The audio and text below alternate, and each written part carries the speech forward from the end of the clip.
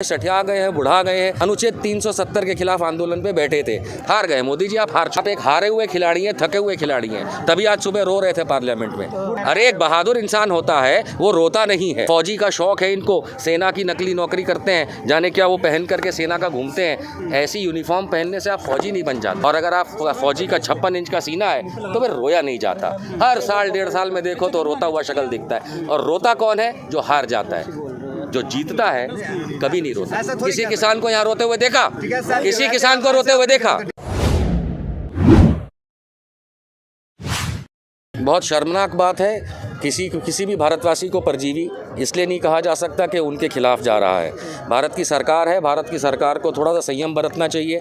खास करके प्रधानमंत्री होने के नाते आप किसी आंदोलनकारी को परजीवी, आंदोलनजीवी, देशद्रोही ये सब नहीं कह सकते हैं। क्योंकि याद रखिए, महात्मा गांधी आंदोलनकारी थे, तो क्या आप महात्मा गांधी को गरिया रहे हैं? अटल बिहारी वाजपेयी आंदोलनकारी थे, क्या आप उनके लिए खराब बोल रहे हैं? और तो मोदी जी लगता है उम्र हो गई है, सठिया गए हैं, बुढ़ा गए हैं, क्योंकि ये खुद अनुच्छेद 370 के खिलाफ आंदोलन पे बैठे थे। तो किसको परजीवी कह रहे हैं, किसको वो गलत कह रहे हैं? ऐसी भाषा उन्हें नहीं कहनी चाहिए। भाई कितना जी सर, उन्हें नहीं कहना चाहिए, इस तरीके की भाषा नहीं बोलनी चाहिए। आंदोलन के बारे में कह रहे हैं कि आंदोलनकारियों को घर चले जाना चाहिए, बातचीत से मसले का हल निकाला जाएगा। बातचीत हो चुकी है, बातचीत करने में कुछ है नहीं। काले कानून है, इन्हें वापस लेना पड़ेगा। ज़बरदस्ती किसी पे थोपा नहीं जा सकता। लाखों करोड़ों किसान बेवकूफ़ नहीं हैं। जो सरकार में बैठे चंद लोग हैं जिन्हें पता भी नहीं है कि किसानी चीज़ क्या होती है, वो 60% मेरे भारत की जनसंख्या को बेवकूफ़ ना समझें, अनपढ़ ना समझें, गंवार ना समझें और इस तरीके से बिहेव ना करें कि उन्हें सब पता है और इन्हें कुछ नहीं पता। ये 60% जनसंख्या जो मेरे भारत की किसान है, वो हमको खाना देती है, जिसकी बदौलत हम जीवित रहते हैं। तो अगर हम जीवित रहते हैं इनकी बदौलत में, तो हमारी तो सिर्फ सरकार है, जाने कितने दिन चलेगी। सर, जिस तरह से आंदोलनकारियों को घर जाने की बात कहना, परजीवी कहना, नहीं जाएंगे। ऐसा लग रहा है कि प्रधानमंत्री मूड में हार गए, कानून वापस नहीं लेंगे। हार गए। वो कानून वापस नहीं लेंगे तो ये किसान उनकी सरकार वापस ले लेगी। हार गए मोदी जी, आप हार चुके हैं। आप एक हारे हुए खिलाड़ी हैं, थके हुए खिलाड़ी हैं, तभी आज सुबह रो रहे थे पार्लियामेंट में। काहे रो रहे थे? अरे एक बहादुर इंसान होता है, वो रोता नहीं है। बड़ा फौजी का शौक है इनको, सेना की नकली नौकरी करते हैं, जाने क्या वो पहन करके सेना का घूमते हैं। ऐसी यूनिफॉर्म पहनने से आप फौजी नहीं बन जाते। और अगर आप फौजी का 56 इंच का सीना है तो फिर रोया नहीं जाता। हर साल 1.5 साल में देखो तो रोता हुआ शक्ल दिखता है। और रोता कौन है? जो हार जाता है। जो जीतता है कभी नहीं रोता। किसी किसान को यहाँ रोते हुए देखा? किसी किसान को रोते हुए देखा?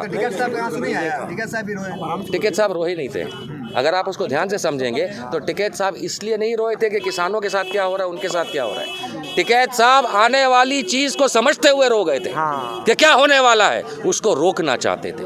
अगर आप ये समझते हैं कि टिकैत साहब के रोने से लाखों लाखों किसान इसलिए आया कि वो रो रहे थे, नहीं। बताएंगे चाचा आपको वो क्यों आया। ये सरकार उखड़ जाती उसी दिन। सर मोदी जी ने कहा है कि एमएसपी थी, है और रहेगी। लिख के देने, किसान नहीं मान रहे उनकी बात। लिख के देने, क्यों मानेंगे? ये तो हवा में कुछ भी बोलते हैं। काला धन वापस आएगा, आया डिमांड। संसद में तो पता नहीं कितना झूठ बोले। संसद में झूठ बोलने से क्या हो गया? यही तो संसद की गरिमा खत्म कर दी इन्होंने। यदि ये थोड़े भी सेंसिबल व्यक्ति होते, पद की गरिमा रख के बात कर रहा हूँ, अगर नरेंद्र मोदी में थोड़ा सा भी दिमाग होता तो कम से कम पद की गरिमा खुद रखते। हम लोगों से क्या आशा रखते हैं कि हम पद की गरिमा रखें? 4 बार रो देते हैं। आप लोगों को बोला, क्यों आपको बोला था ना कि जब हम डिमोनेटाइजेशन करेंगे, नोटबंदी करेंगे तो काला धन आएगा। काला कौवा नहीं आया, धन की बात क्या कर रहे हैं? आपको एक बात बता दीजिए जो इन्होंने चुनावी रैली में कही हो या संसद में कही हो, जो सच निकली हो। खुद अमित शाह क्या बोले? जुमला है। तो इन जुमलेबाजों की बात कौन मानेगा? 60% मेरी देश की जनता मानेगी? नहीं मानेगी। प्रयास तो कर रहे हैं, आत्मनिर्भर बनाने का प्रयास कर रहे हैं। जिस तरीके से उन्होंने ये भी बोला है कि किसान मेरे दिल में है और मेरे और किसान के बीच सिर्फ एक कॉल की दूरी है। ये अमिताभ बच्चन से इन्होंने ज़्यादा सीख लिया आजकल। बच्चन साहब के साथ इतने ऐड करा देते हैं और कॉलर ट्यून भी चलवा दी थी कोरोना की। तो इनके साथ तकलीफ ये है कि ये फिल्मी अंदाज में ज़्यादा जीते हैं। हमारी फ़ोटो खींच लो, हमारा वीडियो बना लो, हटा देते हैं लोगों को ऐसे, हट जाओ हमारी फ़ोटो खींच।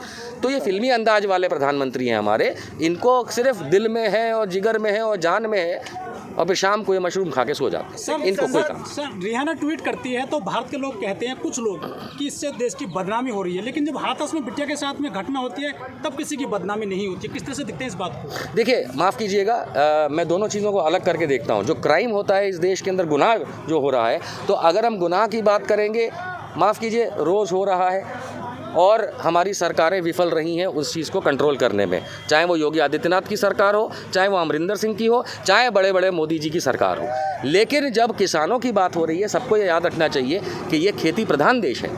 अगर हमारे किसानों के लिए हम भारतवासी और बाकी आम इंसान दूसरे देश का अगर बोलता भी है तो तकलीफ़ क्या है उसमें? अगर मोदी जी को ये लगता है या भारतीय जनता पार्टी को ये लगता है कि विदेशी लोगों ने तारीफ़ कर दी या समर्थन कर दिया तो ये भारत के खिलाफ की बात हो गई, तो ये बताओ हाउडी मोदी में क्या करने गए थे आप अमेरिका में क्या करने गए थे?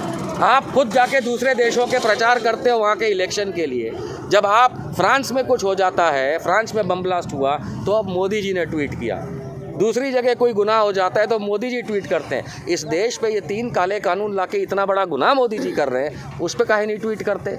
किसान मेरे दिल में है। अरे छोड़ो किसान को, आपको हम दिल में रखते हैं, आप घर से जाइए। कह रहे हैं कि कोई भी फैसला मोदी सरकार लेती है तो कुछ लोगों को विरोध करना ही है। तो ये तो हमेशा विपक्ष की बात है। ये लोग गलत बोल रहे हैं, क्योंकि क्लियर कर दूं मैं कि जब कभी भी कोई सत्ता पक्ष कोई भी निर्णय लेता है तो उस समय का जो विपक्ष होता है वो उसके सामने खड़ा ज़रूर होता है। भूल गए जब स्मृति ईरानी टमाटर और आलू गले में डाल करके डांस कर रही थी किसानों के साथ, तब क्या हुआ था? तब भारतीय जनता पार्टी वाले परजीवी थे तब जब आप खुद क्या बोलते थे चुनावी रैलियों में उल्टा सीधा किसानों को लेकर के आप पिछली सरकार को गरियाते थे, आप महंगाई को लेके, क्राइम को लेके बोलते थे, तब आप परजीवी हो गए थे मिस्टर मोदी। अगर नहीं हुए थे तो आज दूसरे परजीवी नहीं है। सर, जो मोदी सरकार है उसने जितने फैसले लिए हैं, चाहे नोटबंदी हो, GST हो, 370 हो, 35 हो, 3 तलाक हो, किसान कानून हो, किसी पे भी उसने बैक गियर तो लिया नहीं आज तक भी। लिया ना, NRC रोल बैक किया कि नहीं किया? NRC रोल बैक है, CAA की बात नहीं कर रहा हूँ मैं। NRC खुद आप भूल गए, पिछले साल फरवरी में यही दिल्ली के अंदर रामलीला मैदान के अंदर कौन रो रहा था? उस समय भी रो रहा था, जब बात करेंगे तब आना। कैसे NRC it took a prime minister of India, एक प्रधानमंत्री लगा था इस देश के अंदर एक देश के गृह मंत्री को चुप कराने में कि भैया चुप हो जा, जब मत बोल। तो ये वापस लेते हैं, और अगर नहीं लेते हैं तो फिर भैया लंबे तौर में आप जानते हैं 1975 के बाद 1977 में क्या हुआ था। गई थी ना इंदिरा की सरकार, तो इनकी सरकार भी जाएगी, गिरा दी जाएगी। तो 3 साल 4 साल इंतजार कर लीजिए। नहीं, कोई इंतजार नहीं करेगा, हो गया बहुत इंतजार, बहुत हुआ मोदी का वार, अब नो हो इंतजार। सर, जिस तरह से खाप पंचायतें हो रही हैं, चाहे वेस्ट उत्तर प्रदेश हो, हरियाणा हो, पंजाब हो, ये जो खाप पंचायत है, क्या ये राजनीति में कुछ बदलाव कर पाएंगी? राजनीति में नहीं, सरकार में बदलाव कर पाएंगी।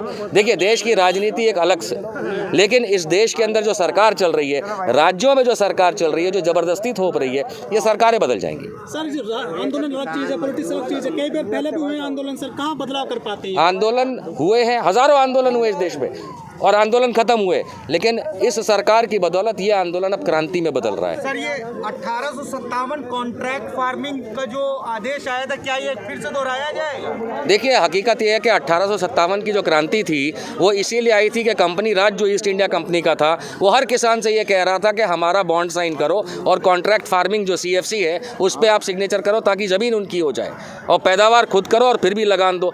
अब यही चीज़ इस समय 2020 के कानून में लाने की कोशिश है। इस किसान ने 1857 में अंग्रेज़ों के सामने हल चला दिया था। मोदी जी, आपका क्या होगा आप खुद सोच लीजिए। किसान बेवकूफ़ नहीं है। सर, लेकिन